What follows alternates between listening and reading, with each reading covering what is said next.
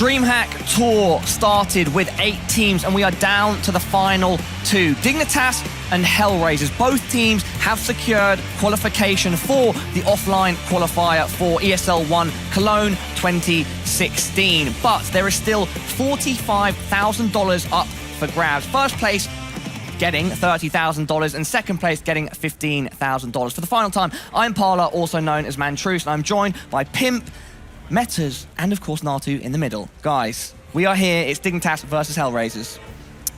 Yeah, I mean, that's a great matchup, obviously. I think it's something we maybe all expected, more or less. I guess one team that maybe could have been up there was, judging from their recent LAN performances, would maybe be Godsend, but obviously they went out in the groups already. But yeah, I guess this would be a great final to have. Yeah, what do you think happened with Godsend, by the way? Because it's a team that I think many of us expected more from. Yeah, it's hard to say, to be honest with you. I was very surprised considering any team Pronox would be playing on. You'd expect them to be super focused, have everything really thought through on LAN especially. But they went for a very simplistic style of counter-srike. They basically used Pulp Flash, try to attack sites on the T side and playing against ENCE, for example. They were ready for that stuff, and yeah, they just got outplayed. Pimp, what do you think about the 2 teams that we have here in the final? In my opinion, it's the 2 best teams at this tournament.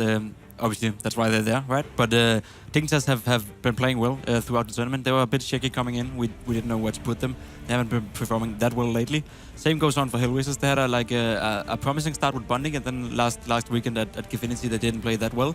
Again, they picked themselves up. They've been a bit more up and down than Dignitas this tournament, I feel. But eventually we have the 2 best team here battling out for the $30,000. Metis, would you agree? Absolutely agree, yeah. They're the best 2 teams coming into this tournament. I also had Godsend in my top 3, but you can't really base a team off one performance, right? Malmö, they did a great job, but can you really categorically say that they've made it yet? No, they weren't consistent here. They dropped out in the early stages. Epsilon, for me, one of the biggest surprises of the entire tournament, played very well alongside Orbit, who unfortunately just got knocked out. Exactly, I think Orbit also, kudos to them for playing as well as they did. I guess maybe they ran out of steam towards the end there. HellRaisers just seemed like they were on another level, especially Oscar, obviously. He was just going ham against Orbit there, just denying them any chance of getting to the grand finals. I would imagine out of the teams that have gone out, Orbit probably could be one of the most disappointing, not just because of the time that they went out in the competition, but by the fact that they did almost have a couple of the times they had the game in their hands at periods in the bracket that they went through. Would you agree? Would you disagree? I mean, obviously they beat HellRaisers on Dust 2, then you'd think, all right, this has to be the one chance they have now. They're going to get to play Cash. That's their home turf, and then HellRaisers just happened to really get on fire. Like I said, Oscar just destroying them as well, and they just dismantled Orbit. So I don't know, it felt like maybe Orbit got a little bit overconfident after picking up Dust 2. I'm not really sure what happened then, but yeah, just the European team was just way too good for them in the last 2 maps. Pimp, what's it like to play at this level of competition, playing in this sort of situation? What can we expect from the teams? I think we can expect both teams to give it their all. Like one thing is playing for a spot at the major. We talked a bit about it before, that there's a lot of pressure on. Now both teams have made it. Both teams have gotten what they came for, basically. Yeah. So I think the pressure, like the overall pressure is released now, but I think that we have 2 teams that are hungry to or eager to show that they're the better team of the 2. Also, you have to count in that this is a tournament. Like you do crown a winner, and you can't say that you won your first international event if you went on to win this. I spoke with the Dignitas guy like 10 minutes ago, and like they've never won an international tournament, any of them in their life. So like claiming this one would be huge for them. So I'm sure they at least will go in 100% to win. I have the sense that HellRaisers will as well. Yeah, I mean, this is like the tournament could be put into 2 different phases. One being get to the major qualifier. That's the first priority. And then once you're in the final, it's like it's the final showdown, like a different phase of the whole tournament. Obviously, just like Pimp said, it's going to be a big deal for any of those guys, and obviously a lot of money on the line too. So yeah. Funnily enough, Stiko didn't even, when we spoke to him just after the last game, he said that he wasn't even aware that there was money on the line at all. Well, that's a fair statement. I mean, yeah, that's what it comes down to nowadays for the players. They don't really think about the money all too much when they're playing. You know, maybe they realize afterwards, so guys, how much did we win again? It's just about a matter of the winning the cups, winning just winning the championships. That's what it is all about. The prize of winning is way beyond more important than the money itself. After we spoke to him briefly about that, we kind of, well, I teased the idea of at this point of the tournament where they can relax a bit and maybe throw some curveballs into the mix, could they pick some maps that we haven't seen at all ever, such as Nuke? I wouldn't expect so. I think MSL's been tweeting as well a lot how important it is for him to win. It would be a lot of that mental block, I think, lifted off their shoulders now that they will have their international LAN under their belt if, of course, they take this. So I think, no, it'll be back to serious business. I think we'll see standard maps coming out.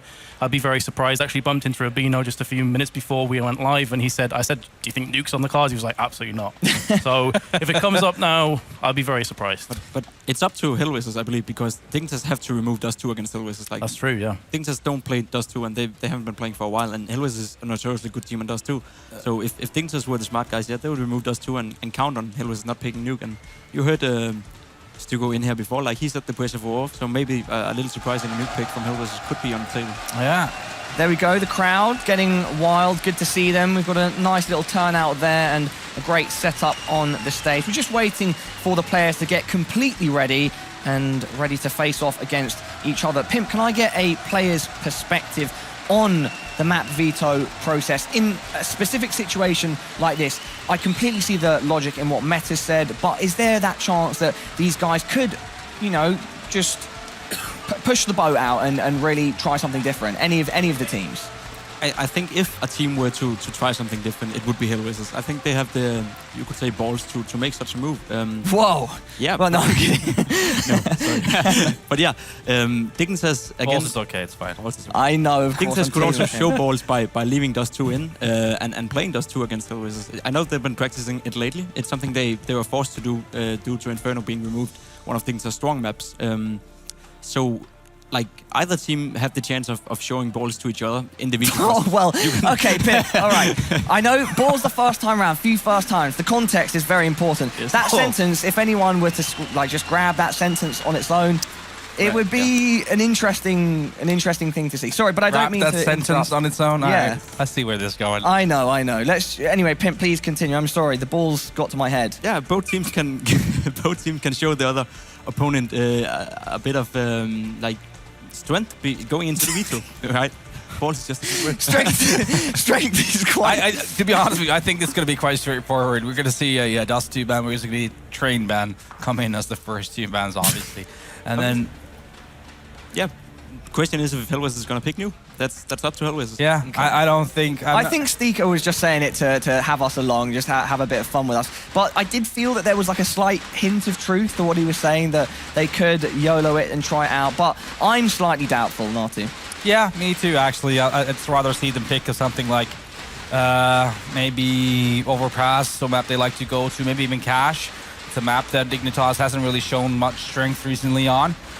So I would pick maybe one of those 2 maps if I'm HellRaisers. We've seen very little of Overpass in the tournament so far, if I'm not mistaken. I'm not sure I've seen it once. We haven't seen it once. We haven't seen it once, exactly. We played it Oh, once. you yeah. played it once. Yeah. But it was, And was then that off stream though? Yeah. Yeah, probably. Okay. It was. Did you? Okay. All right. And yeah. no. That is not what I was going. I was not going down that road. Did you win?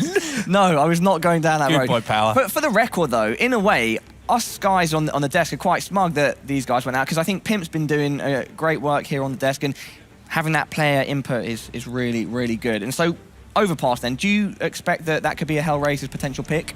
No, I don't think HellRaisers will pick Overpass. If Overpass will definitely be in the pool, it would be a great third map, for an example. Even dignitas could go on and pick Overpass. Dignitas are very confident on Overpass. I'm pretty sure that HellRaisers will pick Cash if they don't pick Nuke. Cash is not a map that dignitas has been good on lately, and HellRaisers feel pretty confident on Cash. Maybe they will pick Overpass because Overpass has been removed against HellRaisers in pretty much all the matchups. Orbit was the instant move. Yeah. So maybe they're like feeling, okay, let's try this Overpass, even though they know that dignitas is a very solid Overpass team. Again, it's to me there's a lot of questions in this veto. It could go both ways. We're still waiting for the players to sit down. What are they doing? Standing up? That is absolutely ridiculous. Stretching, obviously. Stretching. What? Well, that is such a topic of the moment. Stretching, hand, elbow, shoulder health. Yeah. Have we got anything that we can do? Maybe any sort of recommendations on the... This is getting out of hand, fella. Out of hand. I like it. Very good, very good. Metas, do you have anything that you'd like to add at this point before we go into detail in the player, onto the players when we present each team? I saw Pimp break there into the Oh, players. no. All right, Oh. we're carrying this forward. Sweet. We're not all these carrying it, Freudian you're- slips. All these Freudian slips. I love it. I don't really have much to add, to be honest. I think HellRaisers coming into this obviously have a lot less pressure on their shoulders, but it depends on how they want to look at this. Do they want to look at this as another one EU minor in a row after taking down the last one? Obviously, for Dignitas, first ever international LAN, and a pretty big one at that, is very much a statement to say, okay, we're back on board. MSL had his statement, on Facebook or Yes, Twitter. I can't remember. quite which one it was. impassioned, long statement. Yep, so it'd be great for them to bounce back and get a big result at a decent-sized event straight afterwards. So, obviously, the majority of the stress is off their shoulders now. They've got themselves to the offline qualifier, but there's still a long way to go for both teams. Yeah. So please, Nasu. Yeah, I mean, between these teams, they've met up one another this year 6 times. Stevo just most recently, that was the Dignitas, came out on top. Also the Malmö qualifiers, and then going back all the way to DreamHack Leipzig. And out of those, I think 7 maps they played, 6 of them was won by Dignitas. So in those terms, I guess if you wanna look at the big picture, might be weighing towards Dignitas. But then again, obviously a bit of change has been happening. HellRaisers is picking up Bondik just quite recently. So not sure how that's going to change that dynamic. Have you been speaking to your Danish brothers on Dignitas at all in between their last match and now? Yeah, I spent a lot of time with them after the first game. We went out eating, so they were really relieved securing the majors. But I don't know if it's a Danish thing, but we talked about it before on the desk. There's such a big pressure when it's about a major. You just mentioned the word major, and us Danes just get all chilled up, and usually we choke. This time, things just Hopefully you didn't choke on your lunch. That would have been very, very bad. But yeah, the pressure is off them now. I feel that Nato said it right, and Metus never mentioned it as well. Dignitas want to win an international event. Any of the players haven't done it before. MSL have been a player on the scene ever since CSGO came out. He does not get a better shot than this tournament. So now is the time. So how badly does someone specifically MSL want to win? I mean, you know the guy personally. We're not going to pry too deeply into exactly what he's been telling you or whatever, but can you shed some light on what's going through his head at the moment? He want to win bad. He's a player that spends a lot of time on anti-threading. He's a player that lives through the game. His whole life is basically built around the game, as a lot of us players are. It's a full-time job. It's a full-time thing we do. So he want to win, and I have the sense that the HellRaisers guys want to win as well too. Obviously, I don't know them as well as I know the Dignitas guys, but I know that MSL, which is a great example, is one of the players that wants it the most. All right, well, why don't we take a look at the map veto? This conversation, I feel like at any point we say something, it's a near euphemism / whatever. Anyway, map... Innuendo is the word yeah, you're looking innuendo. for. No, but it's In not... your endo, mate. Oh, God. Oh, God, Metas, run us through this map veto.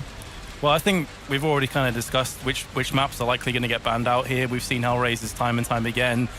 Just not really living up to the hype that I've had in my own mind. I feel like this is their moment as well, maybe to break back and just say, look, the earlier results were pretty dire, but this is what we have to offer. I have to say, though, Stiko in particular, I think, needs to step up to help Oscar, because I don't know if you saw it, Pimp, if you're eating with Dignitas, but he dropped 33 kills and they still lost the map on Dust.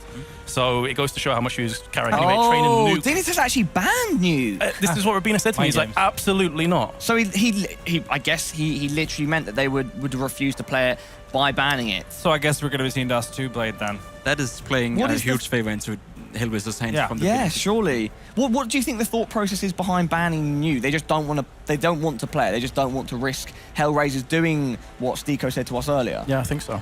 Oh. Yeah, definitely. Especially Config is a big opponent against Nuke. I think he had a finger. He literally didn't want to play Nuke. But it just goes to show again how serious Dignitas are taking this. Exactly. If there's any doubts, not that I had any, but if there's any doubts at how much they want this victory, banning Nuke instantly, leaving Dust 2 open.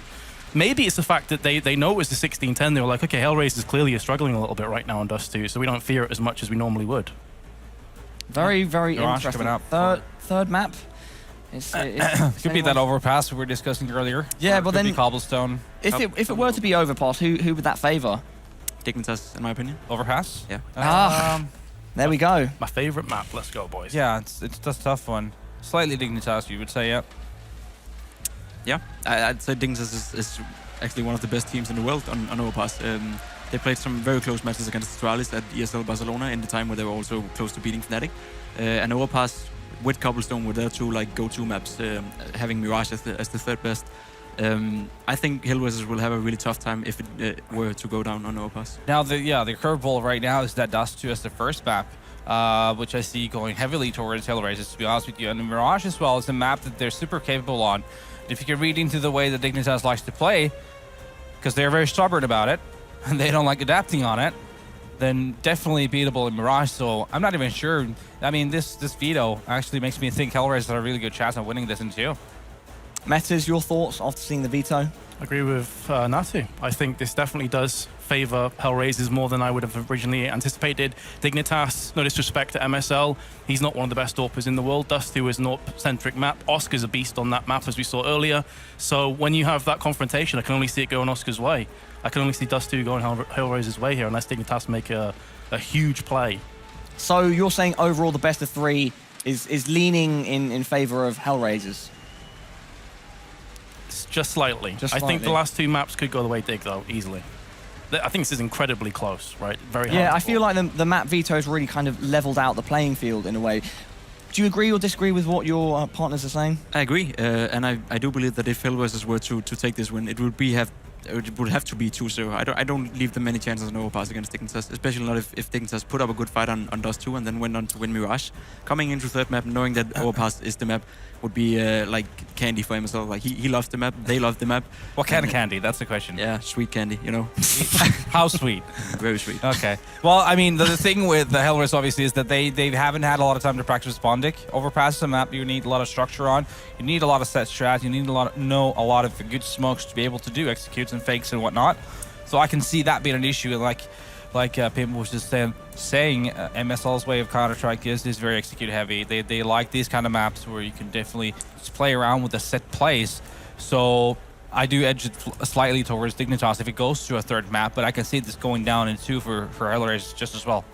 HellRaisers on Mirage, can any of you elaborate on their general skill on that map? Oscar? Other than just pointing out I am just Oscar. saying, seriously, Oscar. He's everywhere on the map, and that's like the definition of an world-class AWPer, is that, oh, he's in city spawn. He just destroyed us when we came up on slop. Then we go B apps. Oh, he's in B apps now. He's destroying us. Oh, he's in connector. That's the mobility of an AWPer when he can be like that, and he's always having this read of where to be.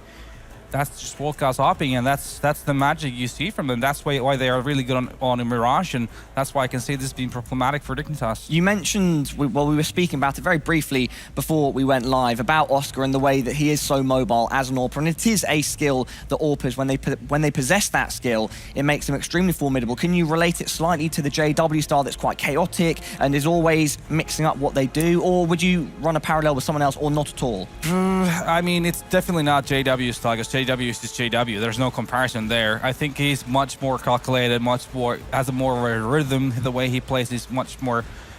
Slower is not the right word, I guess. But he's still unpredictable at the same time. Yeah, exactly. But once he commits to something, he's just so stable. With Oscar, he's like this weird hybrid. That's what makes him so unpredictable. Yeah.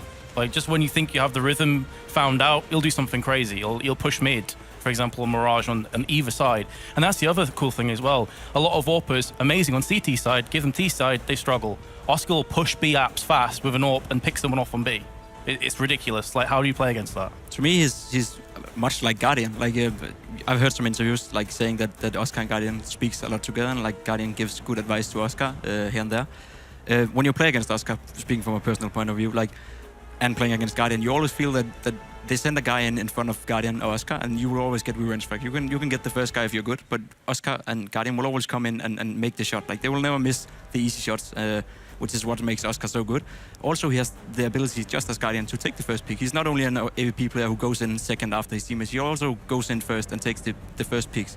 And that means he can play both roles as an AVP, and that's what makes him so good and so hybrid, as you said. We're still at this point waiting for the players to come back. Just a couple of players we're waiting. I can see people running around making arm gestures, so we'll just wait for the right word. Can I ask you, Pimp, from a player's perspective, Natu, of course, you can chime in as well. When you get to this point of a competition, what is the best way to mentally prepare yourself and try your best not to be too emotionally invested and let your emotions take control? I think it comes very much down to each individual. Like, some players like to build up their mind, like, think about, okay, if we win, I will be so happy, and like think about all the hard work they've done to the point where they sit now. Like, I've spoken with a lot of players and played with a lot of different players. Like I myself would much rather just chill and listen to some music and just sit in my own world just before the game, where others would like to speak with their teammates and just like don't think about the game at all before it goes live and all that kind of stuff. There are so many different approaches to how you each individually load up to a game like this, and I guess you've experienced the same. Yeah, I'm pretty much the same as you. But just you like to just kind of take a moment for yourself, try to listen to maybe some music, just chill out a little bit, and then when you put the helicopter headphones on and you're in your little own bubble on a stage, seriously, it's kind of weird because you have a lot of people there maybe making a lot of noise, but you don't really hear it too much. Like a zen moment, sort of? Yeah, it is like you are in a very public place, but you feel like you are somewhere else, and that's when you know that all right, it's game time. It's on now. So I don't know. I guess like you said, it's very individual from player to another. Awesome, great bit of insight from two storied players. We're now ready to introduce Dignitas. Well, both teams starting off with Dignitas. They will be on screen very, very shortly. Starting off with Tensky, the man on the end. Jesper Mikalski, is that how you pronounce it? This is not a good road for a British person to go down. I'm not going to pronounce the name. Tensky, great guy, really nice and very good at the game. And then we have Config, the man himself. He has been showing a lot of promise, known for being maybe slightly emotional, slightly tilt-able. We'll see if he can keep his nerve here. Then MSL, the man that put out a statement recently saying that they're ready to go now and that they will hopefully turn around their fortunes. The young gun, the man that many are talking about, Kiebi. He is firepower personified. He is extremely good at the game. Can he also have a good performance in the final? Then there is the steadfast Rubino, of course. He is known for his consistency, and we will see if he can carry that on into this final. I think we should move on to HellRaisers after we look at the crowd who are anticipating this final indeed. Zero, who we established is extremely young, 17, even younger than Kiebi, and also showing a lot of promise. Angel, he's taken off his HellRaiser jersey. He's done. He just wants to play some Counter-Srike. He's ready to go. He looks got a lot of stash, by the way. Yeah, exactly. Very, very focused. And that's Margavinta speaking to Stiko. I hope that there aren't too many nasty things going on the computer side of things. I'm sure our admins will be on it. Oh God, no, he's shaking his head. Move on quickly. Move on swiftly to Oscar. Now, this is the choice man on this team. This is the guy that everyone is talking about. He has drawn a lot of attention to himself due to his LAN performances on HellRaisers and his individual play on things like the FPL. And then finally, Bondik, who has recently come over from the old Flipside squad run by Blade, and he is trying to find his feet in this new lineup. It's a cool team, by the way, HellRaisers, how they talk in 3 languages, and it's a really cool hybrid there going on there. But I guess the player you want to mention on HellRaisers side has to be Oscar. We've been talking about him all weekend, but, well, I mean, he's such a good player, you have to say it. I mean, he's sitting at over, I think, plus 880 in frags right now throughout this tournament. He just went like 78 kills, 35 deaths in the previous best of 3. When you're throwing in numbers like that, I think it's justified to talk about you. What about when you're a player and you're sitting there and you can hear the analysts and whatever talking over the stadium? Did you ever listen to what's being said? And can it be slightly annoying, or can it be frustrating if you get like bad comments, or good? Can it be accelerate? Can it make you feel good if you get good comments? I know some players like to listen into the analysts before the game. I myself sometimes do it. Like it can give you a little boost of confidence. Like if you hear Thorin going on about you and says good stuff about you, it eventually will make you feel happy and will make you feel that you have something to live up to. There's a rule that should be applied here. I think a lot of sports people have this as well. I mean, just steer away from reading all the media stuff unless you do really well. Then it's fine to read it. Exactly. Just if you want to boost your confidence. I think that goes without saying for anything that is in like a popular domain anywhere. Unless you're just, you just like getting a beating. Yeah, mentally, exactly. Do whatever you want. We're waiting now for the knife round to happen. So this topic is not touched on too much these days. Knife rounds in general, for or against? I'll start with you, Pimp. For. Okay, Natu? I mean, it's fun. It's become, at least when I was playing still, we had just joked around about it. It wasn't too bad. Yeah, I'm for it. I'm for it as well. Okay.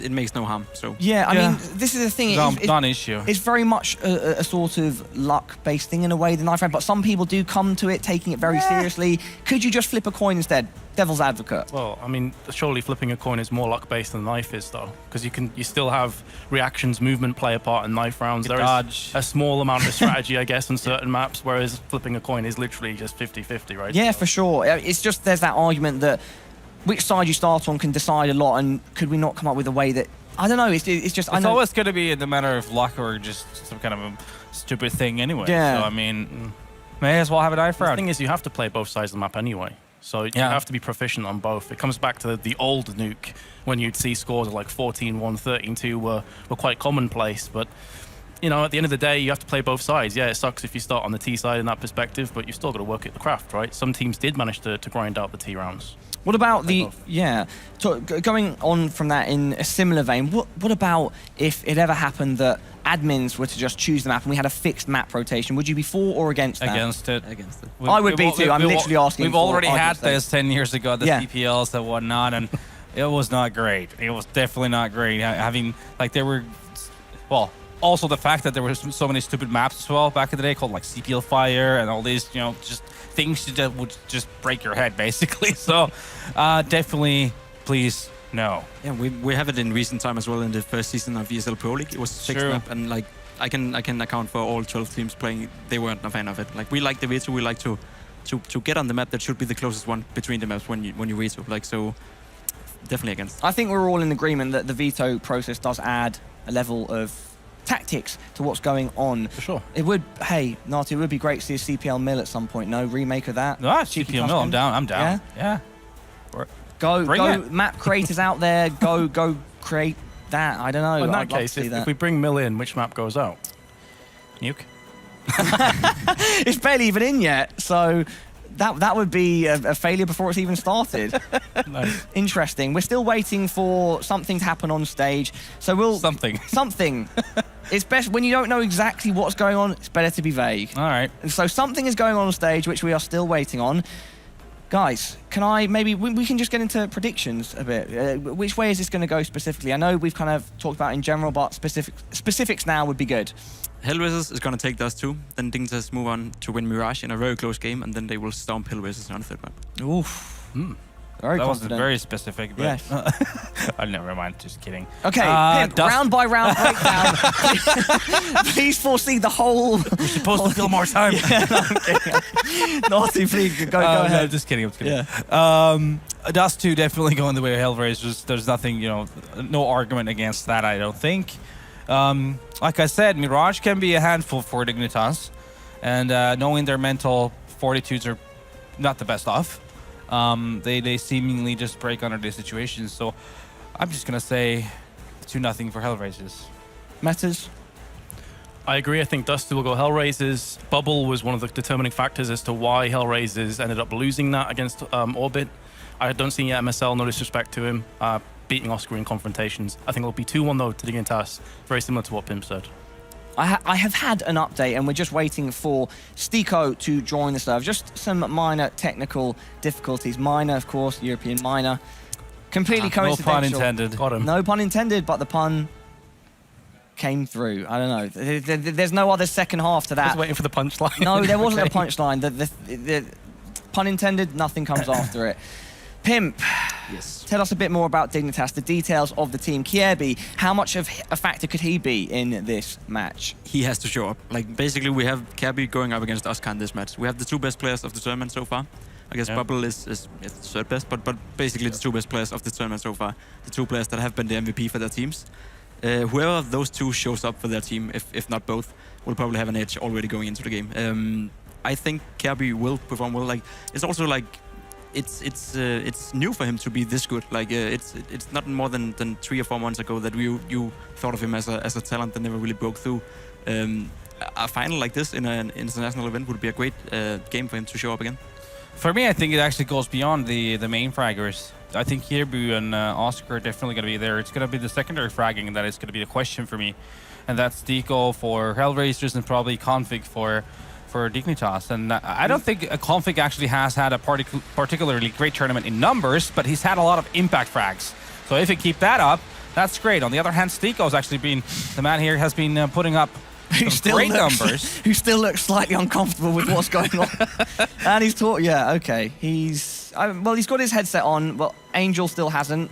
Angel's actually rocking the Superman shirt. That is pretty nice. Maybe he's feeling like Superman in this final. We're now looking at MSL. But is he the superhero we deserve?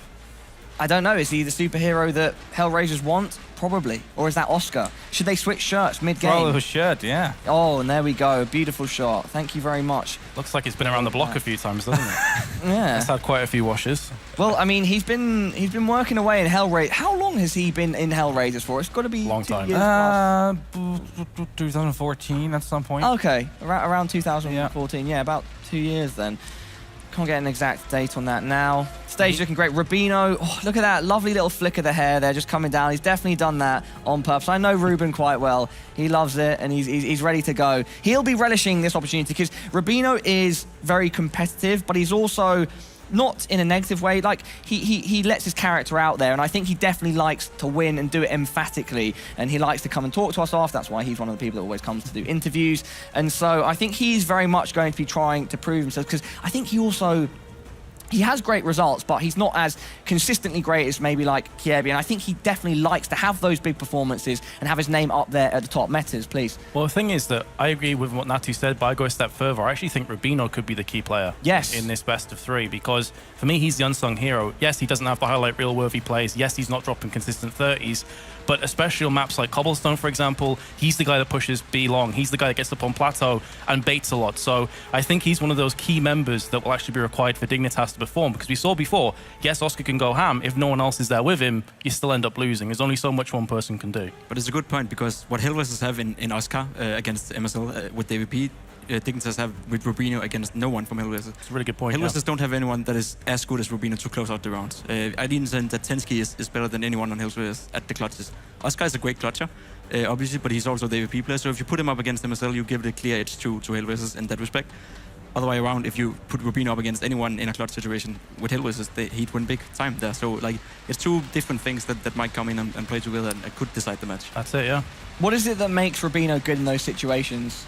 Is he able to keep his cool? Yeah. Is it the way he thinks with regards to what's going on? I think it goes hand in hand with his personality. He's super mellow. Like, doesn't stress too much. He's just, he has this target in his eyes. He knows exactly what he's doing, and it's all about just executing that plan he has in his mind. And yeah, that's the way he rolls. It is indeed Rubino, the way he rolls. We are still just waiting on Stiko and just whatever issues he's having out there, technical issues. Again, not exactly sure what it is. The crowd, we're hoping that they're going to get loud and enjoy this. We really appreciate them coming through. Of course, it's been a great event so far. And he's showing something. Man, with that mustache and that pose. Exactly. That's a meme in the making.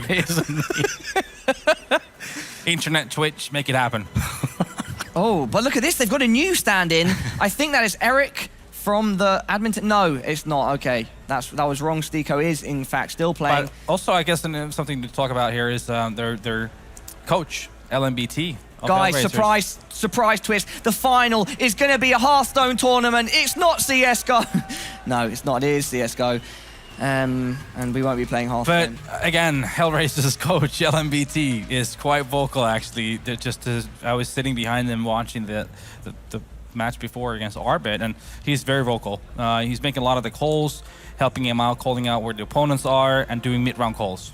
He has the objective view on everything. He knows exactly how many nades everyone has, and he was actually make some decent calls. Do you have any history on him? Because he's not someone that I think many people know about. He used to play 1.6 way back in the day. I think he was a part of teams like A Gaming. I think he may have actually played in one of the 1.6 HellRaisers lineups as well, if I'm not totally mistaken. But yeah, being a part of the CIS region for a very long time. Played with some of these players too. I think he's played with Angel at one point. Talking about coaches, Dignitas, MSL is, I'm not sure, the impression I get is that he's not really fond of the idea for them. I think he was actually talking about in his little write-up on Facebook that they are actually looking to get a coach. Okay, I'm sorry. Quite My mistake. soon. Originally, it was the whole Summit versus MSL. Yes, thing, sorry, right? that's what I was referencing, but then I forgot in the Facebook post she did say we're in the process of trying to find someone that fits. I think maybe a couple results, couple events in a row kind of gave him the kick up the backside he required, you know, and maybe made him look at things a little bit differently. But he's still going to be in charge. He's still going to be calling the strats. He's still going to be the mastermind behind Dignitas for now, at least. So it's his moment to step up, man. He will continue being that, though. I think if they were to bring in a coach, it will be as a help to himself. Like, he would never give up the full responsibility to a coach. Do you think that's to their advantage or to their detriment? Because I feel like as the sport develops, as Counter-Strike Go develop, that having that sixth person standing behind you who can have the overall image of what's going on and not have to concentrate on the physicality of the game, having to aim, having to be there and present necessarily in the game in the moment. Yeah. I think MSL is one of the players that can handle that. I think MSL is good enough individually and is calm enough individually as well to maintain both roles without it harming his play or his team. I could see for some teams that are fixed men, as a caller, like Navi, for example, does it with Starix, but you have to remember that Starix has been playing Counter-Strike for 10 years plus, probably, and played CSGO at a very high level too. Like, there are no players or any persons in Denmark that could go in and take that role for Dignitas. It should be the perfect match if they were to leave that responsibility to the sixth guy. And as long as there are no one, it's not even something they want to consider or think about. And neither should they. Like, it should be the perfect match. It should not just be something they think could be a good idea or maybe try out. As long as they don't know it's the perfect match, they won't do it. So maybe a setup the way LG do, where Fallen is the game leader and then Zeus is behind them, who gives the support and maybe some additional ideas. Maybe. I mean, there's a lot of different ways to set it up. I mean, yeah, Threat is one example where he's word is the law and he's going to make every single call pretty much, well, for the most part, and whatever he says is going to be the final word. And then you have more like coaches that are not as much hands-on, but they will go through the game plan prior to the game, and they will keep some tips here and there. So it's all about just making the dynamic to work in a way that fits the team. Basically, is what Pimp was saying as well. The final player is joining up, so we are almost ready to get this final underway. We have to wait for the knife round, and then we will begin. Can we get the prediction just go over them one more time in case anyone forgot? You said just go with it. Just roll with, please help me. Please. I got it. Yeah.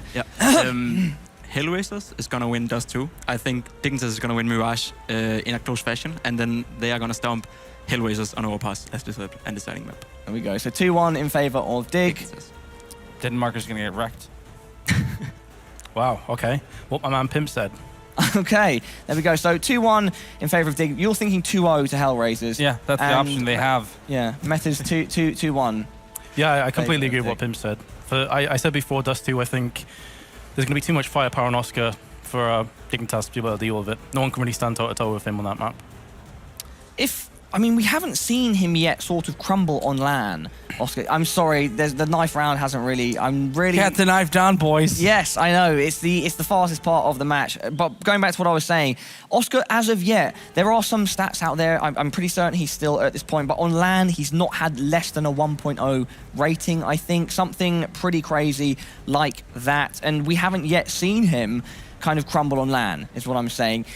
Could it ever happen? Surely, there's no way that someone can be a perfect player forever, let alone in a LAN environment. Obviously not, but when the team spells he can be built around you, that's one thing. I mean, the way you have Guardian Navi situation as well is very similar.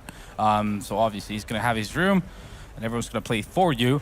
And it's very rarely you're going to see when there's a player as talented as him and the team is built around you, that he's going to have any bad statistics, really.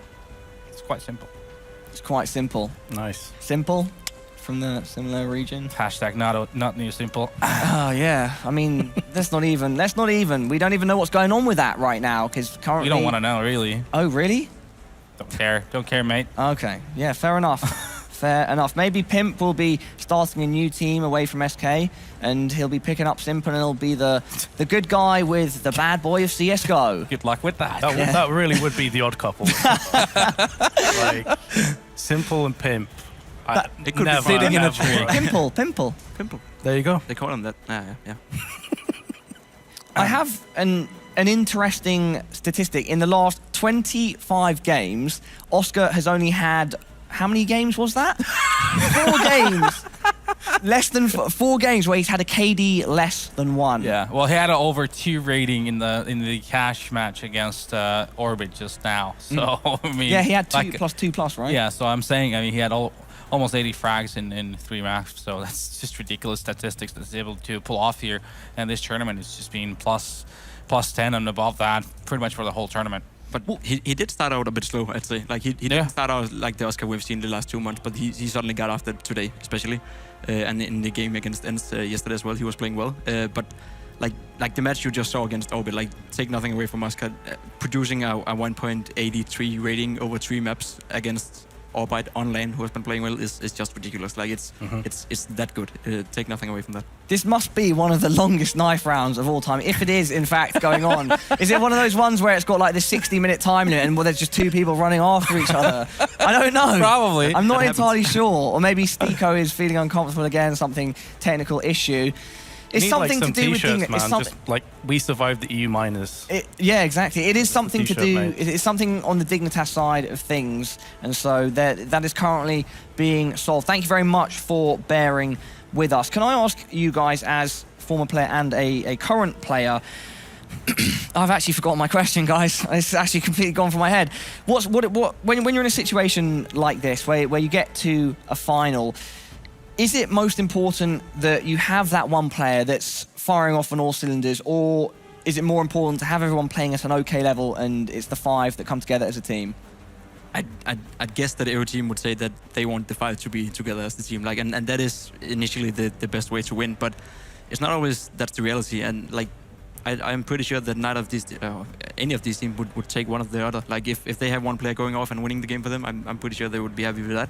And if they can win the game by playing as a team and producing well numbers as a team, they'd be happy with that. Like, it's not something we think about at all. Like, we try, every single player tries to go in and do their best. And if that means that they're going to produce a 1.80 rating throughout the game, that's nice. And if not, and you're losing, then it's not. Like, it's a tough question. Yeah, well, rather than me pose more tough questions and search for abstract topics to talk about to fill time, we will take a break. Thank you very much, though, guys, for your input.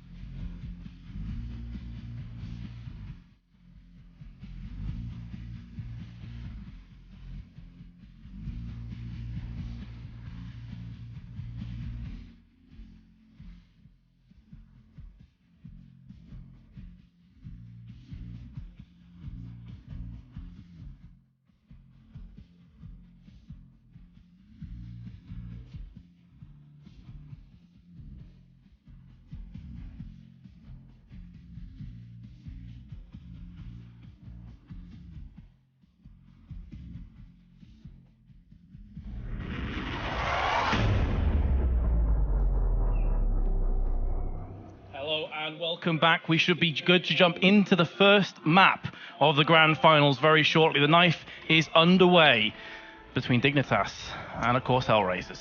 Yes, and it is going to be the Dust 2 pick, which obviously we thought that's going to be a ban coming in from Dignitas. Obviously, it's not going to be that.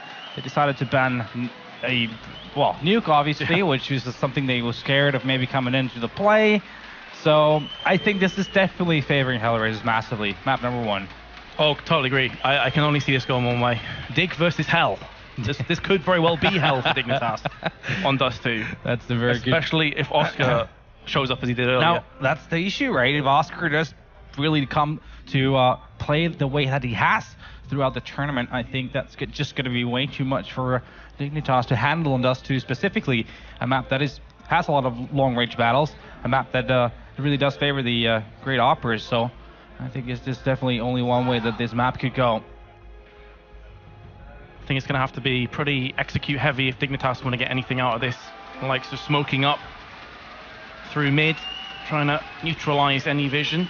Yeah, and also the problem is that HellRaisers really likes their aggression on the CT side, so they don't really give you a lot of room to do your executes, be really methodical with your gameplay. Instead, you have to be really, really passive on your T side. Just let HellRaisers do all the aggression, and then get the kills before you are actually trying to enter a bomb site, because you're never going to get to it 5-on-5 for sure. So, as we're just peering over HellRaisers, there is the man in question, the Czech Oscar. They're playing for, other than the spot in the offline qualifiers that both teams already have. They've already established that for themselves. Dignitas still kind of chilling out, I suppose. We had like 30 minutes of issues, so hopefully they're good to go pretty shortly. Yeah, you'd think so. At least it seems like the crowd is getting ready for it. Having their thunder sticks and making noise there, so this should be a good one. I'm hoping that we're getting into Dust 2 momentarily. Here we go. It's going to be DE Dust 2, like I said, as the opener.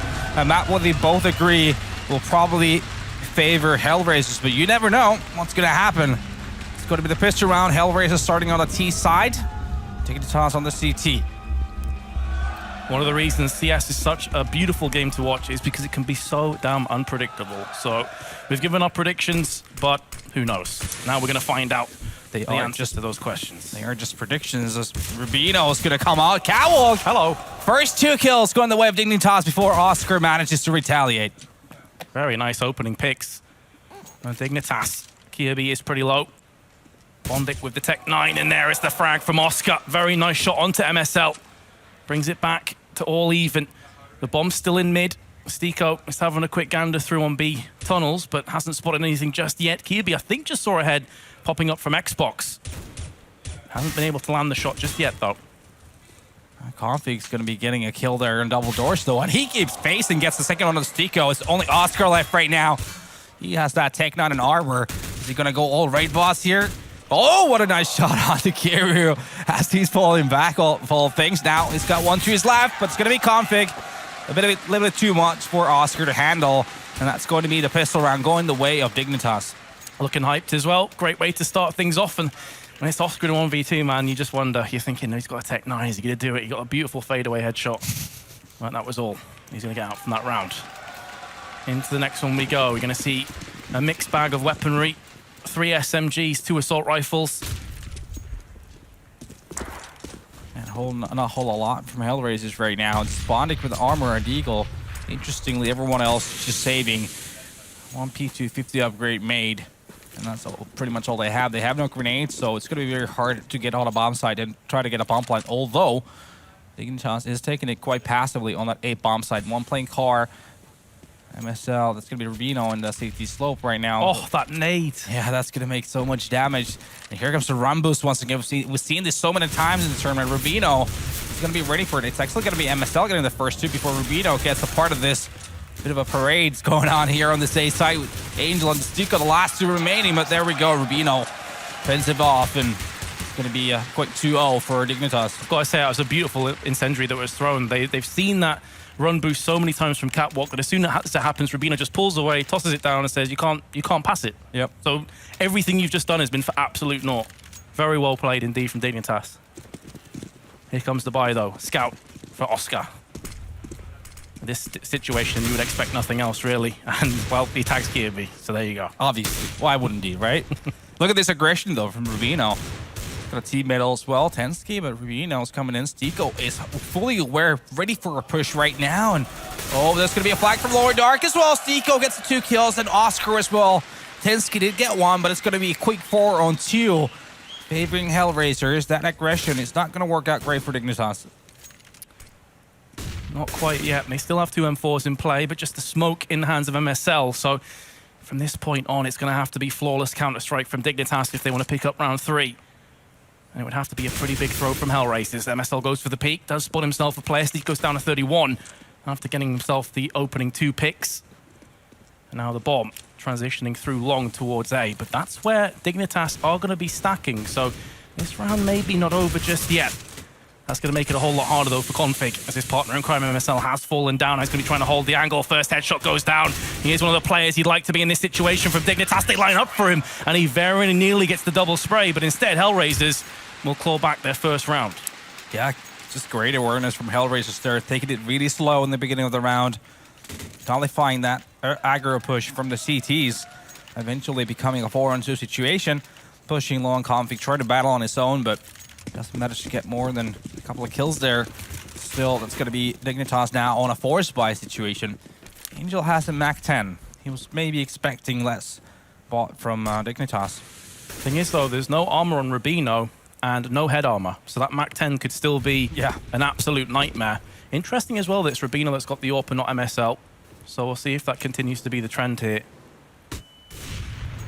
He is capable of using the AWP to a pretty high level, Rubino. But when you look at the lack of grenades as well for Dignitas, I mean, this has got pain written all over it, really. Definitely, it's going to be super hard to try to retake a bomb site. That's the issue, really, right now. They're playing quite aggressive, passively, rather, on that A bomb site. And 1 on Goose, 1 long, and 1 CT spawn. So the hard thing is, if HellRaisers manage to get this A bomb site, the retake is going to be very, very hard. HellRaisers right now are weighing their options. They have 1 in lower tunnel, 2 up cat, and basically everyone's resided around middle area, so they have a lot of options left here. And 50 seconds on the clock. Good news for Dignitas is that time is ticking down. The bad news is that they're about to be aggressed on. What can Rubino do with his AWP? Misses the first shot, that could cost him his life. Flashbang on point, but so is the smoke, and Rubino's going to get it onto Stiko. And suddenly, that pressure has been somewhat alleviated, but Oscar just charges onto the site, picks up MSL, who's on Goose, and the bomb now planted for short. So Tensky's position pretty much useless at this point now in the round.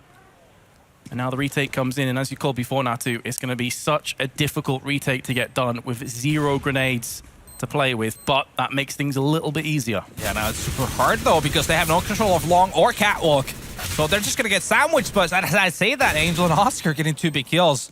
Now it's all down to Angel with that Mac 10. Rubino should have his sight on him. Oh, that's going to be moving at the wrong time, but eventually gets a shot. And that's going to be Angel going down and around, going the way of Dignitas. I mean, he took quite a few shots there. That was scary.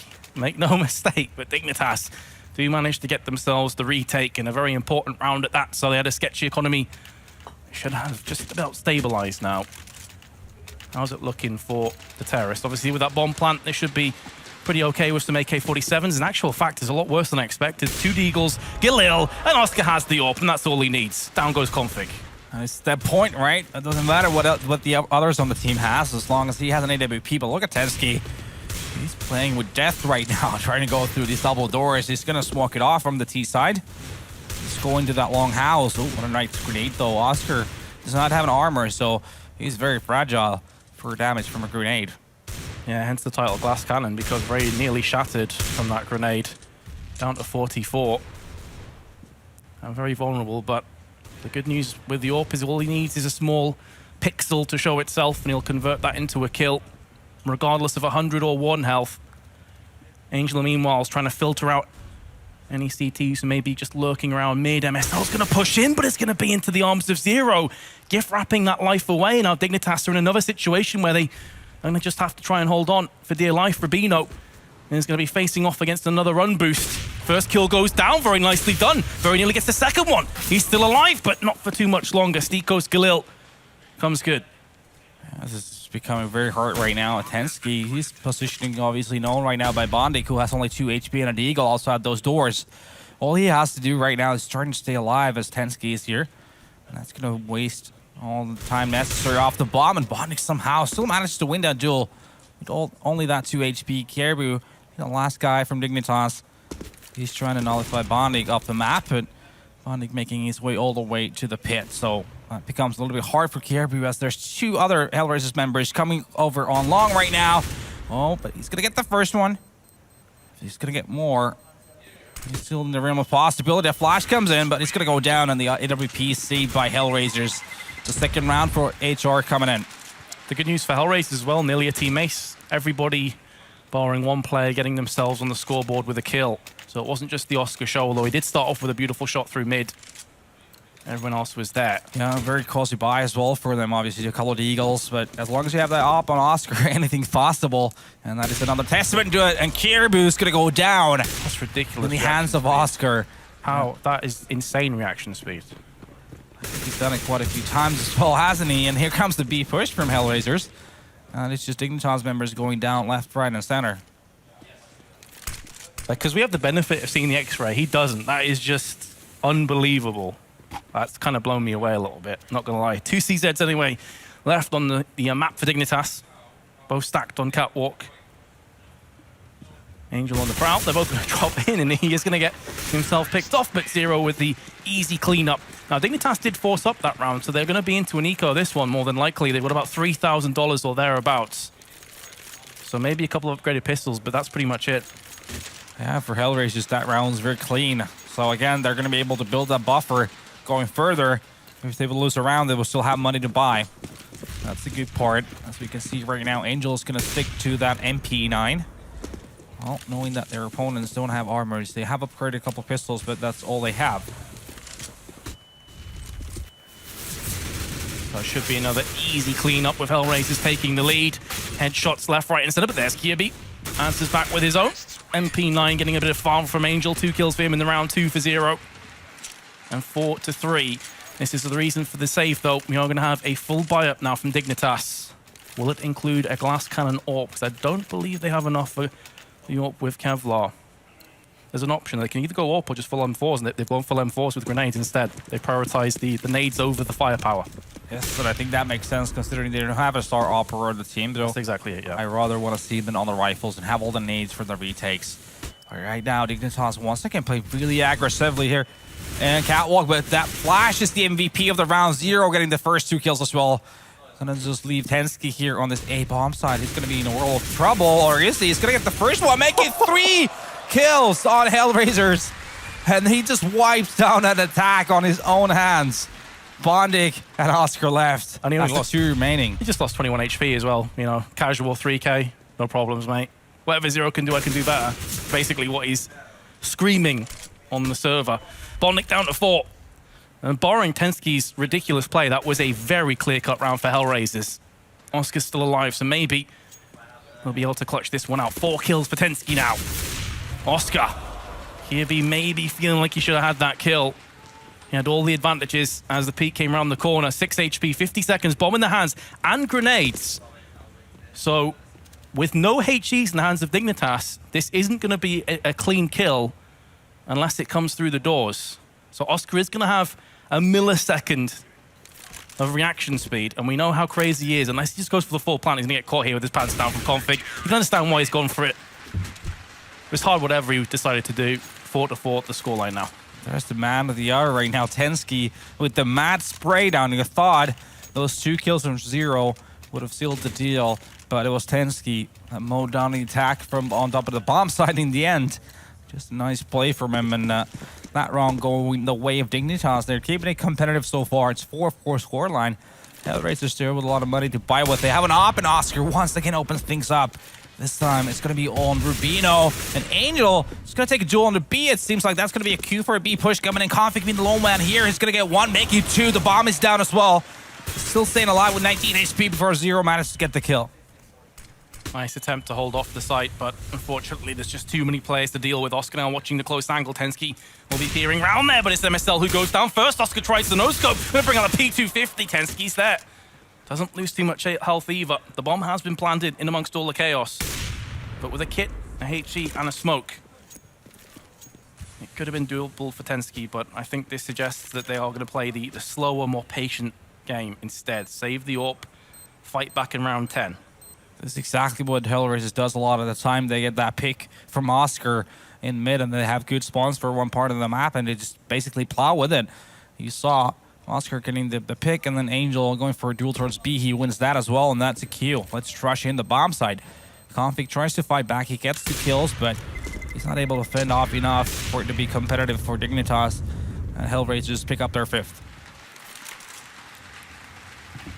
It's going to hurt the economy of Dignitas as well, who just broke their round loss bonus beforehand. So they'll be on about $2,000 across the board, plus the AWP in play. So it does give them a bit of a power play into this round, but it's going to be a rough ask. And they're going to get some upgraded pistols, but as expected, it is going to be the eco. MSL just getting the Kevlar to equalize the economy somewhat. It's HellRaisers taking things slow right now, but so you can see Dignitas is pushing along. Tensky wants to get a little peek here through these double doors. He might get some, but actually that flash is just going to make him fall back. It's actually Oscar on the other side of the door. They're shooting one another. It's going to be now 3 Dignitas members around that long area. I mean, MSL is going to be the one that opens things up on a Stico, so that's nice from them. MSL is going to go for a second, actually. That's Angel going down. Now things are becoming a little bit hairy for HellRaisers. You can see he desperately wanted to try and reclaim the weapon that was dropped because of the Kevlar, but it was just too dangerous to start off with. Very well played to get 2 kills.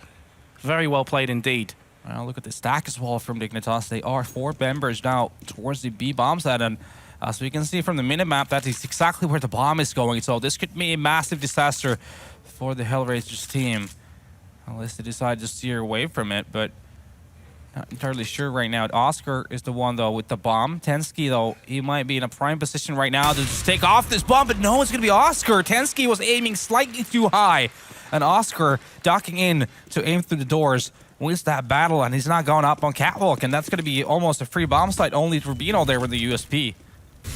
Just the USP and no one low for HellRaisers, so no free franks just yet. It would take a bit of a misplay from HellRaisers to lose from this point, you have to feel, even though they are a player behind. AWP has been picked up from Kirby. 15 seconds left as the bomb is going to get planted. Bondic holding the angle. That grenade smarts onto him, down to 45. But again, it's that kind of situation where Dignitas' economy is not great, and saving an AK and an AWP may very well be worth it. But actually, they're going to go in for this. They're getting the frags. It's all on Oscar. He's in a 1v4. He's picked up 2 kills from this one. And now it falls on the 2 weapons that are remaining, the AK and the AWP. Kirby's peering up, lands the shot, and it's going to be the defuse. They have a kit on Kirby, but MSL's going to claim it for himself, and I did not see that retake coming in, but fair play. Yeah, kind of weird, but I guess one of the mistakes also made by HellRaisers was the fact that Bondic was alone on Catwalk. They should have chose either holding on top of the site or go Catwalk and try to hold on to that with their dear life. I think the bomb was even planted for Catwalk, so that would have made perfect sense. Bondic just getting dismantled there behind the stairs. The Molotov came in. He had to try to run to another corner. MSL spams him through the smoke. And that's going to be a round that wasn't supposed to go the way Dignitas, going the way of Dignitas, and they've equalized to 5-5. Rubino now, once again, with that AWP. And the great news for Dignitas is winning a round and effectively in eco really boosts your economies. You can see they've gone from pretty much flat out broke to flourishing in this round. So many grenades, full weapons. It's actually HellRaisers who are slightly behind in terms of the weaponry in this round. They've got a Galil on Bondic and already chunked through a fair amount of their grenades. Of course, they've got more than enough firepower to put down Dignitas if they make too many wrong steps. Tensky chilling in the smoke. Bondic's waiting for a potential push. You hear the crowd getting behind them. Yeah, he's just dancing there. Oh, Tensky is going to get that one on the Bondic, so it works out in the end. And that's going to be the opening kill going the way of Dignitas. Yeah, Bondic shot first. That gave his position away, so very nicely done by Tensky. It's still pretty crazy that he got the aim right onto the forehead. HellRaisers with 55 seconds. Tensky now going to be using his flashbang to try and deter the charge. Molly's going to land behind him, opening up with the M4. Molly's a bit too deep, so he's able to actually just sit in there and just waste as much time as possible. He also has a crossfire down from another teammate who's on long, so if the terrorists don't get in soon, it's going to be MSL that will just mop them all up. He's already got one, he's looking for another one. It's Tensky that peeks back up again. That is a beautiful crossfire set up from Dignitas, but in amongst all of the action, Zero pushes through mid. The downside for him, the bomb's in pit, or just outside of it. So he has to make a long journey there, and Kirby is going to cut his journey short. Dignitas retake the lead back and forth. Great job from Dignitas. Now winning 2 in a row. I think this probably will force HellRaisers into a safe situation. They probably should have just broken their economy. And sitting 6-5 obviously is, I think a lot more than we were expecting on Dust 2 from Dignitas. They're playing it quite well so far. Things opening up with Tensky getting that shot on the Bonedick through the smoke. And now, as you can see, it is going to be a safe one from HellRaisers. They have absolutely nothing, just a deagle. No grenades, nothing. So even a bomb plant would be a great success right now. Oh, just for a second, I thought all 3 players were going to line up at the perfect moment. We're going to see something crazy. MSL with the 1 kill. Kirby finishes off when MSL started onto Angel, who popped up over Xbox onto Catwalk. Rubino's there. Nice shot in mid-air. Oscar gets spanked down.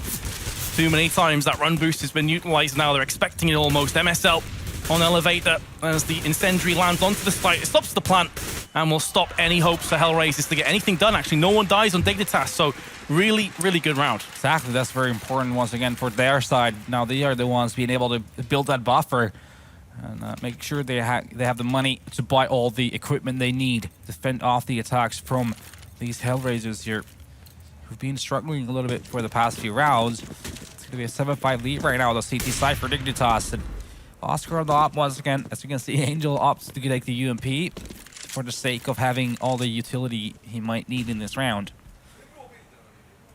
Of course, UMP still very much a powerful weapon. Can do a lot of damage even against full Kevlar. Zero's just waiting, playing the patience game. And Rubino comes out worse for wear. It's important to mention as well, although HellRaisers are trailing, earlier on in the day, they were much better on their CT side than they were on their terrorist side. So the best is yet to come, you'd probably assume, and they have some very aggressive CT strats that may catch Dignitas unawares, although I'm pretty sure Dignitas will know what's coming up against them. Well, they should do, since they're playing the map against them, but yeah, it is one thing knowing it. It's another to actually apply to your way of playing.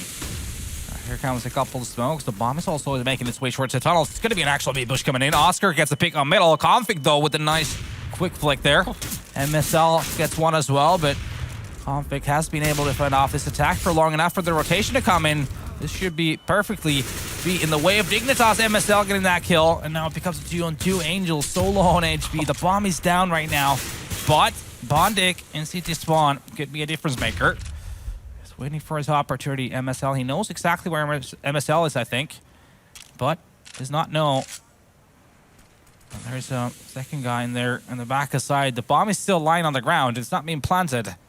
The situation just keeps being stale before MSL gets that pick onto Bondic, and now it's only Angel. 4 HP and an AWP. Yeah. Seemingly just going to be saving this. Yeah, he has to tap out this round. There's really no hope for him with 4 health getting through onto the site and getting his bomb planted. So just wants to make sure he doesn't die after time, keep the op alive. Oscar 17-11, continuing the good form. But for Dignitas, other than Kirby, who's actually bottom fragging with 5 and 8, there's only a 2-kill spread between the other 4 players. So everyone pulling their weight other than their star player. Now, this is one of their keys to victory, is to Kirby to step up. But the rest of his team are doing the work for him. Could still be good. Yeah, definitely. I mean, it's always a positive sign if your team, everyone's equal on the scoreboard. I think HellRaisers is one of the few teams that, along with teams like Na'Vi or Mousesports, I guess, is probably the most, like, the greatest example of a team that is really just relying on an individual going ham. Same with HellRaisers with Oscar. He just has to perform greatly for his team to have a chance, and that's what we can see once again. He's on that glass gun on AWP, upgraded pistols and armors for the rest of his team. So they're definitely banking on Oscar once again to deliver. Just living on the hope that Oscar can get the first pick. We spoke at length before about how he is such an aggressive AWPer when the situation calls for it. Now is one of those times. What we may see happen is a run boost to start the force, try and get the shot out from Rubino, and then Oscar to use that bait to pick off Rubino. We've seen them do this before on other maps, and Rubino is laid in wait on the cart. Let's see if that proves to be the case. Looks like it's going to be Angel going in first. Oscar's going to be just behind. So the idea here is to bait out the first shot and then Oscar to pick up Rubino afterwards. Let's see if it works. This boost is going to be coming in any second now. There's the smoke. Here comes the boost. And actual fact, it's Angel that gets the first kill, so that's not even required. Rubino just got the hell out of there as soon as the action started off. He's on 1 health. So, wasn't even required for this bait to be set up. Angel's 1 kill did work. The M4 picked up for Stico. Wasn't expecting to push through smoke from 2 players. Angel's there for another 1 tap. And now it's down to Kirby to try and get himself onto the site where there's 2 terrorists waiting. Meanwhile, Bondic round the back is going to take down Rubino on 1 HP. And it's hungry for more. It's all on Tensky to 1v4 and HellRaisers out of nowhere pick up the round in style. Now, Dignitas in the last round are going to be able to rummage together a buy, but I think a couple players at about $2,000. Yeah, that's always going to be a devastating way of losing a round against the Tech-9s, but that's what it is. Close-range battles are always going to be very beneficial for the Techs, especially when you're coming up that CT spawn ramp.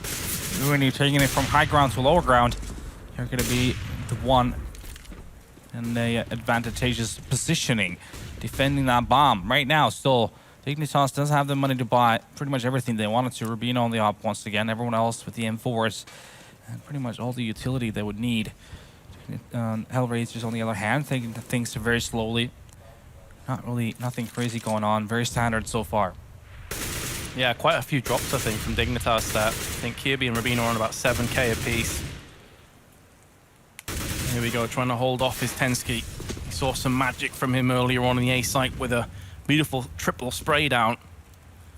A play that any player would be proud of. Rubino very close to landing on a couple of players. Bondic's down to 58, and now MSL's holding the barrels. This is a really sketchy position if they check it. It's a one-and-done sort of position. But look at that catch of Stico. I think he had a grenade out.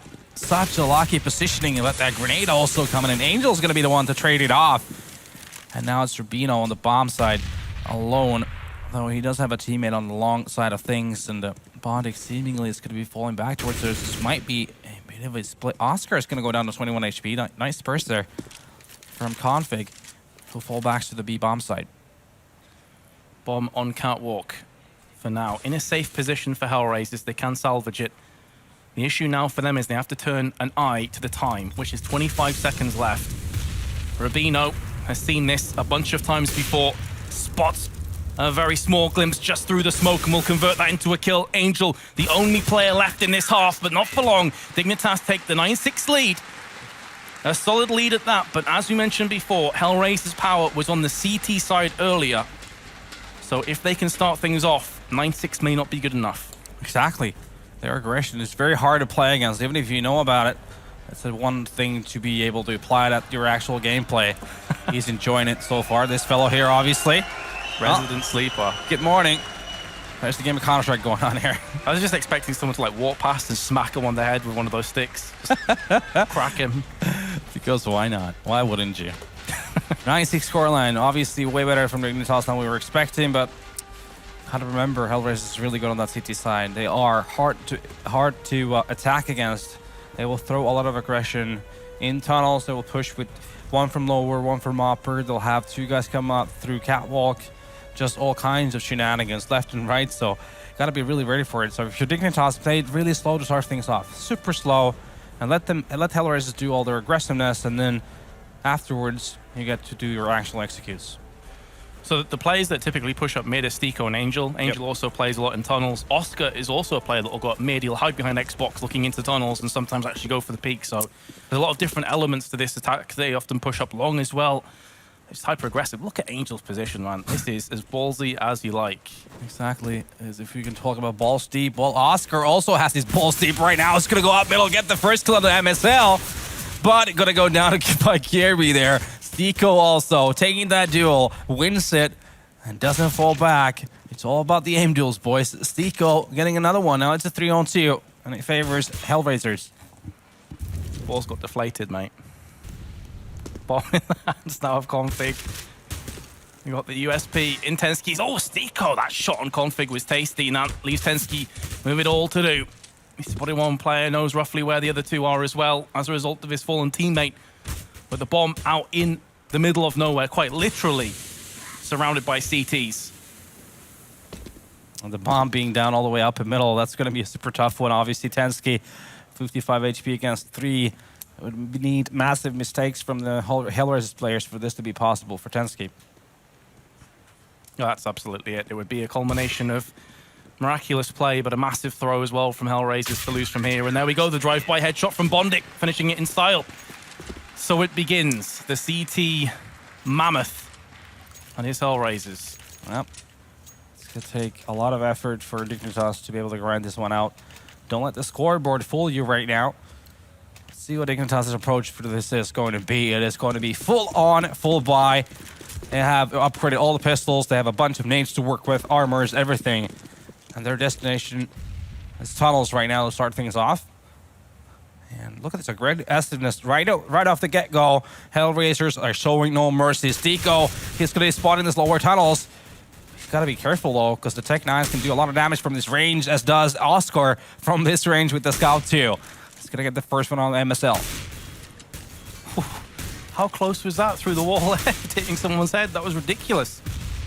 Stico's going to go in for the repeat. Angel will nab that kill from underneath his nose, but Stico with the spray down, leaving Tensky and Kirby.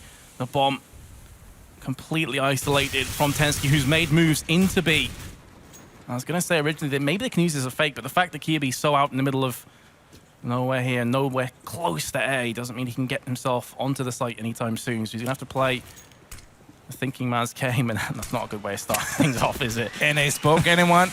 Round of applause from the crowd, obviously, for that smoke grenade. Kirby against 5. This is just desperate times for him. If he gets a kill, would be just a massive victory for him. But unlikely one now. Oh, and Stigo's going to get him in time before he gets that shot onto the guy on top of the A site. And that's going to be round number 2 going away with HellRaisers on the second half. And, well, probably going to be a save for Dignitas at this point. Yeah, you'd think so. So, up against it. Dignitas. This is where you're looking for the likes of Kirby to start stepping up to the plate, and he's still struggling a little bit right now. As you called it, is an eco, and Tensky got knocked down to 1. Did he just hit both players with that scout shot? It may have. That's what it seems like, right? I only heard one shot ring out at the start of the round, and they jumped across at the same time. Bondic with 4! Oscar finishes what he started on Tensky. Why not? Okay. Bondic says thank you. They're just going to be lining up for him. He's behind those 2 barrels so long, or on top of A. He's going to look between them and get all those 4 kills before Oscar gets the 5th. Well, I think he deserved that one, considering he had already done 99 damage to him. It's only fair. It's hard to get like too super hyped about that, because it wasn't an eco bash, but still, that's beautiful spray control from Bondic. You can only kill what's ahead of you. And he did so with ridiculous precision. Yes. Now we're looking at a 9-9 scoreline as well. It's all tied up here. Oh, I just saw on our preview screen, it was indeed Oscar hitting both players with 1 scout shot. That is disgusting. I think you just spoiled it. I'm sorry, but Wow. it's unreal. I hope it pops up soon so the guys at home can see it as well. I'm pretty sure it will. I predict we will be seeing it in no time. Boom. There you go. Can we have it really slowly? What is this madness? Speak of black magic. There you have some. Oscar's not human. Today I learned something. He's a cyborg. Wow. Sent back in time to play. What, 99 damage and then 67 or whatever he had left, Yeah. 30 something. Absolutely nuts. Well, here we go. It's going to be round number 19. It's 9-all right now in the scoreboard. And Dignitas is really taking it slowly. They are aware of the possibility of the aggressiveness from HellRaisers. And they are definitely being passive right now, though. MSL's got his way towards Catwalk. Gets the first pick before Angel comes in from mid-doors and gets one on the Kirby. That's going to be a fast trade. 4 versus 4 as 1:20 left on the round. This is Dignitas' chance. You have to feel to break the economy from HellRaisers and move themselves a couple rounds ahead. These are the kind of moments they need to shine if they want any chance at taking Dust 2. And if they do pick up Dust 2, then surely they go right into the driver's seat and become firm favorites to take this best of 3. That would be a massive surprise, obviously, but I would not count HellRaisers out on Mirage either. No, that's very true. That's going to be another Oscar show that Dignitas has to be able to defuse, basically. Now, Dignitas is seemingly looking to have a bit of an execute here on Catwalk. Everyone from them setting up their grenades right now. Here they rain in, and Stiko going to be the lonely man on the site. Angels are going to shoot through smoke here, but it's going to be on Stiko. He's not going to be able to connect with this Filmas. It's going to be Config getting the kill onto Angel, and MSL comes on top of the side before Bondi gets an answer. Now, he needs to work some magic, definitely, but they would just walk across one another as the smoke is there. Config should have the best of this. He does. It's all down to 0 right now, and he has a massive, massive work ahead of him. But I don't think he's going to be a part of it. Decides to just fall back, and that's going to be round number 10 going the way of Dignitas. Such sick timing through the smoke, going around one another. Unlucky for HellRaisers, but don't take anything away from Dignitas. That was a pretty sick execute. Loads of flashes and smokes. We see very different approach to a lot of run boosts. That time Dignitas just back to basics, back to simple counter-strike. But I also don't like the fact of leaving one player on that A ramp alone defending the site. That's like a death sentence. Why don't you just have one play the long corner, let him fall back, and then have a retake policy for that bomb site? Especially the FAMAS that only has the 25 bullets as opposed to 30 on the A4. So you run out of bullets so much quicker. So you're pretty much good for like maybe 1-2 kills at a push. After that, though, you pretty much mincemeat. And Stiko didn't really make the most of it. So goblet. There we go. Was that a Kappa face? It was an attempted Kappa face, yeah. Well, A for effort, at least. I was going to say the same. Fair enough. Oscar on that once again. M4s and AKs across the board. This is an important round, definitely, in terms of the economy once again. For HellRaisers, they just lost a round, but still have the money on this one. Dignitas trying to apply some pressure on Catwalk once again.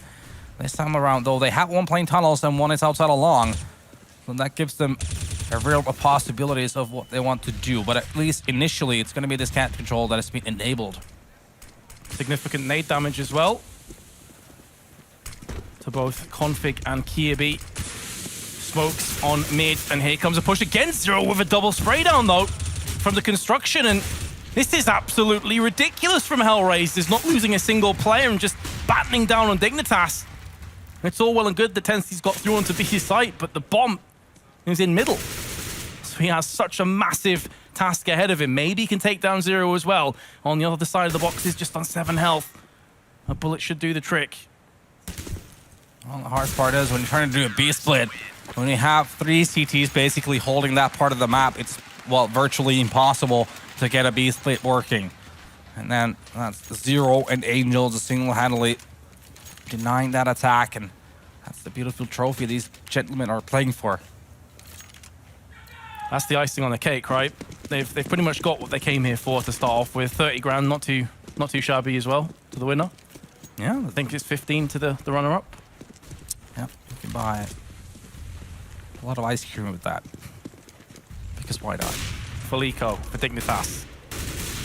Should be the easiest of rounds that HellRaisers will get on Dust 2. A Deagle in play of the P250, but 2 kills have came in for Dignitas. The bomb's dropped out as Oscar lands yet another quick shot. Misses that time around, and every time he misses, you're actually kind of surprised with how well he's been playing so far. Rubino with 2 kills, throwing out the Molotov. Now, we spoke about his clutching, but very well-timed push from Stiko. Nothing Rubino can do in that position. But Dignitas made it very costly for HellRaisers. There's only 2 players remaining from that round, so that's a job well done from Dignitas for sure. Well, good morning, sir. His friend's like, I don't know this guy. I don't work with this guy. All right, then. Dignitas, what have you got in store? So Rubino was using the AWP on CT side. MSL has picked up the AWP now on T side. Let's see if he can make it work. Smokes in the hands of both him and Config, who has the bomb in B tunnels. 2 players pushing up long aggressively, but it's Tensky who gets the first kill. It's a great opening for them, especially now that Rubino gets another one to Bondig. A 5-on-3 advantage is something you should never throw away. Stiko is going to go down by MSL. Now it becomes virtually impossible. Though Oscar being alive, I don't think there's anything that is virtually impossible for this team. Impossible is nothing for this man. Let's see if he, alongside Angel, and Angel's no scrub, he can definitely pick up kills as well. We've seen some big plays from him today. If they walk in tunnel vision, then Angel will oblige and get a double spray down. He's the kind of player that can do just that. There's the first one. Nearly gets the second. Finally goes for the re-peek and will meet his demise. The smoke out, very intelligent from Dignitas, not taking anything for granted, especially as Oscar was seen in mid earlier. And decides to back away at the time when Dignitas are pushing in. He seems to think that it could be a fake and they're going back over towards Catwalk. That's not the case. The bomb already getting planted. Coming up now on window side, hoping that one of Dignitas get a bit too itchy and try and push on window and give him the free frag, but Dignitas are too disciplined for this. They're not going to give him anything for free. That's the correct way to play this 3-on-1. If I'm Oscar, I would actually try and just get away from the situation already, but he definitely doesn't feel that way. He's actually going for it. He feels like he has a chance to get in this. He's going to take a peek, but he's not going to connect on config. Goes down and loses the AWP. That risk was a very costly one for HellRaisers. Look at their economy once we get back in the screen. Well, they're broke. I think it's like 2,000. That's what I thought. So this is sometimes when playing really well and having supreme confidence can actually be a downfall. Because typically, if you're playing like okay, or you've got level head on your shoulders, you just back away. Straight up. So, round 23. Pardon me, I thought they had like $2,000. That is not the case whatsoever. They've got themselves an open play. Yeah, they do. I think I may have been looking at the wrong team. Not entirely sure. Either way, into round 23 we move. 11 apiece. And 2 players now picked up from HellRaisers. It's going to be MSL and Rubino who both fall down. Will be maneuvering their way into the site. Dignitas, but the bombs actually drop towards the T spawn. So even if they get real estate, even if they get onto the site, they're still going to have to make the trek back to take this down. It looks like Stiko is on the prowl for it. Wow. All of a sudden it becomes a 3-on-2 advantage for Dignitas, though. So now is the moment for Dignitas. I've got to say, I've been impressed. They've got a lot more rounds on Dust 2 than I thought they would get. I thought it'd be like a 16-10. In fact, pretty much both of the CTs are 10s. I think it may have the spot at Stiko. He does. Gets the kill, and that's the bomb as well. But Oscar is still in a position that he could cause a problem to Mr. Kensky up there. But it's going to be Kierbu on the flank, and that's 12-11 Dignitas. Things looking good for the Dig. So the last round I thought they had $2,000. It was Stiko and another player who had it. So now they are broken completely. They had some weapons dropped across. So now is the moment for Dignitas. I've got to say, I've been impressed. They've got a lot more rounds on Dust 2 than I thought they would get. I thought it'd be like a 16-10, 16-9 HellRaisers. But they are in the lead. Full USPs for HellRaisers. A standard setup, which is interesting. Sometimes you'll see teams go for a stack onto a site because there's no real hope of getting a 1-for-1 trade when it's a USP versus an AK. Oh, and it is Dignitas right now, keeping things clean, but Config getting a little bit cocky, I would say, going in between the wall and that little smoke there. And he's going to get taken down. Now, the bomb is still up on middle for some reason, even though Rubino's maze all the way through a site. Finds Oscar in a sneaky position, and now it's going to be down to Angel. He goes down 2. And that brings the scoreline to 13-11, and Dignitas is poised to take map number 1, as it seems right now. But still a long ways to go. If you ask HellRaisers, it's definitely not over yet. A lot of things can happen here. Yep, 3 more rounds required for Dignitas.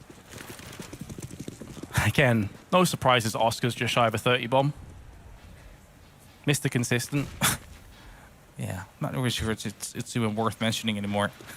Just it's taken as a given. 27 kills, no big deal. For most players, it's like a huge accomplishment. 0 though. Just prodding us on the shoulder and saying it's not quite a one-man show. Bondit gets flashbanged, able to relocate, and gets the spray down onto Rubino. So the plot thickens as HellRaisers is trying to stand tall and make sure this map doesn't slip away just yet. Player advantage with Kierby exceptionally low on 5 health. And now MSL has met Angel in mid, and he will come out second best. Config in pit. Really, you've got to say that if Dignitas is going to get anything out of this round, it has to come from his hands. Because Kierby can't do a great deal with his health. Yes, that's going to be virtually impossible for him, has to be said. 0 all the way to T-spawn as Config gets the kill onto Oscar. That's going to be a big frag to have in this situation. Config comes in and gets another one to Stiko before Angel answers. And now it is down to Kierby when that 6 HP. The bomb is down on long. I'm not sure if the 2 remaining CTs actually have an idea that the bomb is down there, but still, considering the health advantage, this should be pretty much a done deal for HellRaisers, and they will probably just get this round, or the score, a round closer towards their favor. Kiribu is not in a hurry right now. She's going to be hanging around this T spawn. Yeah, he was a bit worried because there was a little confrontation earlier on that position that he just checked, and he was making sure that there wasn't still a pesky CT there. How pesky? Very pesky. Cockroach kind of pesky. Okay. The interesting thing is he's got to the bomb but 10 seconds, so he'll be happy to just chill in pit, keep the AK through to the next round. Yeah, because they have the money, so he can definitely do that right now. Angel's going to pick up that AWP. I think both sides happy with the outcome of this situation. And there's going to be a 13-12 right now. HellRaisers is definitely not bowing out of this map just yet. We thought as much. We thought it would have to be a long grind for Dignitas. Nothing would be given across to them for free. MSL just keeping in vision on mid. Didn't shoot too soon as 2 players jumped across. It's vital information anyway, whichever way you look at it. 2 players on B.